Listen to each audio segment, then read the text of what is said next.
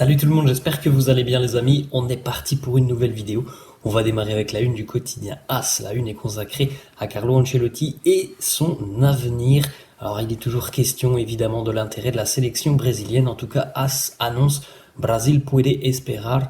Le Brésil peut attendre. Selon le quotidien AS, il va y avoir un rendez-vous entre Carlo et Florentino après la Supercoupe d'Espagne. Donc grosso modo dans 3 semaines pour discuter de la prolongation de contrat de Carlo, puisqu'évidemment du côté du Real, à l'heure actuelle, on est plus que satisfait du travail réalisé depuis le début de saison, puisque les résultats sont là, évidemment. Hein, le Real a terminé en tête de son groupe, le Real est en tête de la Liga. Voilà, tous les voyants sont au vert pour le moment, donc le Brésil pour le moment semble être assez lointain du côté de Carlo, mais aussi du Real. On enchaîne la une du quotidien Marca. La une de Marca est consacrée à l'une des pistes prioritaires du mercato estival du Real, Alphonso Davies, le latéral canadien du Bayern. Voilà ce que titre Marca, Dinero o Gloria, l'argent ou la gloire. Ce qu'il faut savoir, c'est que visiblement, le Bayern est revenu à la charge pour le latéral canadien avec une offre financière beaucoup plus intéressante, 10 millions d'euros annuels. Je crois que à l'heure actuelle, c'est 8 millions pour Davis, si je me trompe pas, c'est 6 ou 8. Et là, le Bayern donc arriverait avec 10 millions d'euros annuels. Mais évidemment, le Real, c'est un club qui ne se refuse pas. Est-ce que le Real sera en mesure d'offrir 10 millions à Alphonso Davies? Je n'en suis pas sûr parce que c'est pas non plus la seule opportunité ou la seule option mercato estivale de l'été 2024.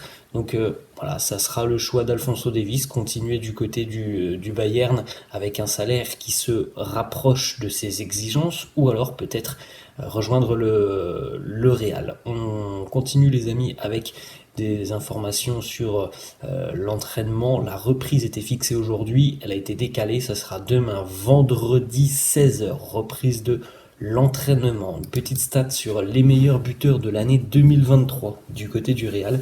C'est une stat assez parlante, assez édifiante, puisque à l'heure actuelle, le Real ne rejouera plus en 2023. Donc cette stat, elle est définitive du 1er janvier au 31 décembre qui va approcher. Le meilleur buteur du Real, c'est Karim Benzema, avec 23 réalisations. Il faut aussi penser que Karim, il a quitté le club depuis près de 6 mois maintenant, ce qui est quand même assez fou de se dire qu'il est toujours le meilleur buteur en ayant quitté le club. En deuxième position, on retrouve Rodrigo avec 22 buts. Troisième position, Vinicius avec 19. Évidemment, si Vinicius n'avait pas été touché par des pépins physiques depuis le début de saison, je pense qu'il serait en tête de ce classement. Et ce qui est complètement dingue aussi, c'est de retrouver Jude Bellingham qui est déjà présent avec 17 réalisations. On a Benzema qui est en tête en ayant quitté le club il y a 6 mois, et on a Bellingham qui est présent dans ce classement top 4 en étant au Real depuis 4 mois maintenant. C'est assez particulier ce petit classement. Une petite photo d'ailleurs de Jude Bellingham, c'était mardi lors du Boxing Day en Angleterre. Jude Bellingham était encore une fois venu soutenir son jeune frère Jobe. Sunderland affrontait Hull City, c'était mardi. On continue avec une petite information qui concerne le carton rouge reçu par Nacho il y a exactement une semaine du côté d'Alaves. Eh bien c'est plutôt une bonne nouvelle pour le Real, puisque on attendait 3 matchs de suspension pour le défenseur espagnol. Au final, ça ne sera qu'un match pour Nacho, donc c'est déjà une très très bonne nouvelle. L'Espagnol manquera donc la réception de Majorque dans une semaine maintenant, le 3 janvier prochain. C'est mercredi prochain tout simplement ce match face à Majorque, donc un match d'absence pour Nacho. On a une information du quotidien Marca qui annonce que normalement ça sera Tchouaméni qui prendra le rôle de défenseur central la semaine prochaine face à Majorque. Le duo en charnière sera donc Tchouaméni et Rudiger. Petite statistique sur Brahim Diaz qui n'a pas énormément joué cette saison, même si depuis 2 mois il joue beaucoup plus quand même. Brahim Diaz, c'est vrai que sur les 2 premiers mois on avait beaucoup de mal à comprendre pourquoi Carlo ne l'utilisait pas, pourquoi il ne lui donnait pas un petit peu de temps de jeu, et surtout maintenant que l'on a vu ce qu'il avait apporté sur les 2 derniers mois, on se dit que il aurait pu être utilisé bien avant. Et tous les supporters du Real le demandaient. Bon, Carlo l'a utilisé et je pense qu'il s'est rendu compte qu'il pouvait beaucoup apporter. Brahim Diaz en 665 minutes cette saison, c'est 4 buts, pardon, 2 passes décisives, et donc hier il a été récompensé du trophée d'homme du mois de décembre du côté du Real. Pour rappel, il était en concurrence avec Rodrigo, Rudiger, Kroos ou encore Luka Modric. Un grand bravo à Brahim Diaz. On poursuit les amis avec la petite liste de tous les joueurs du mois depuis le début de saison. Pour rappel, les 3 premiers mois, c'est Jude Bellingham, août, septembre et octobre. Ensuite, nous avons eu Rodrigo au mois de novembre, et donc là, au mois de décembre, Brahim Diaz. On enchaîne, on a quelques informations de différents quotidiens sur les blessures de Kama et de Vinicius, et voilà, il n'y a pas forcément de date précise. On sait qu'ils vont revenir incessamment sous peu, d'ici une dizaine de jours, on l'espère, voire même peut-être avant. Le quotidien Relevo annonçait hier que Camavinga et Vinicius avaient tous deux récupéré de leurs blessures. Ensuite, on a eu le quotidien Marca qui annonçait que Camavinga, lui, devrait revenir très rapidement, c'est-à-dire pour le match mercredi prochain face à Majorque. En revanche, pour Vinicius, ça sera un tout petit peu plus long, ça sera la Super Coupe d'Espagne qui était fixée, l'objectif Super Coupe d'Espagne. Donc là, c'était Relevo, on a Marca qui nous annonce ça, et on a aussi une personne qui gravite autour du Real et qui affirme que le plan pour Vini, c'est bel et bien la Super Coupe, mais que Vinicius pourrait avoir quelques minutes face à Mallorca la semaine prochaine pour commencer à se remettre dedans, à se remettre en jambes.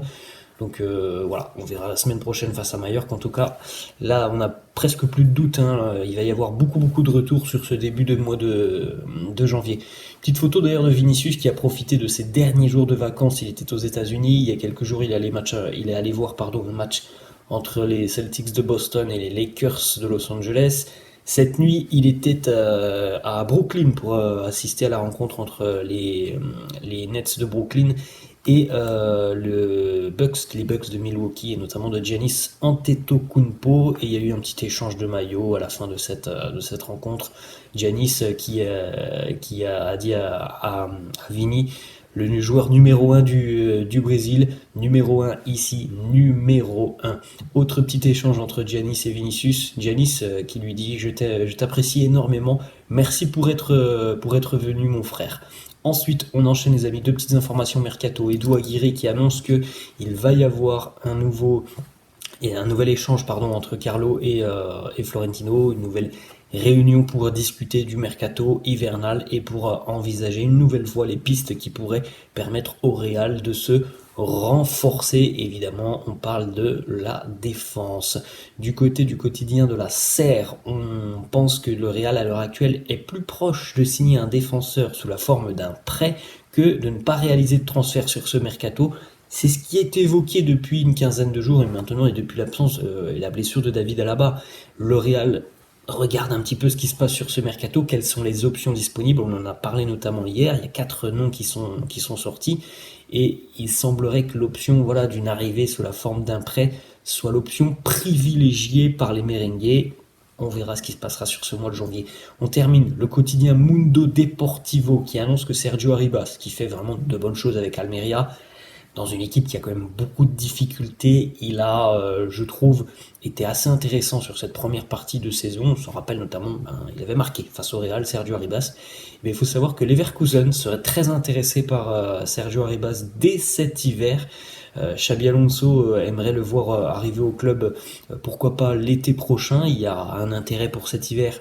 Ça semble très compliqué qu'il quitte Almeria cet hiver.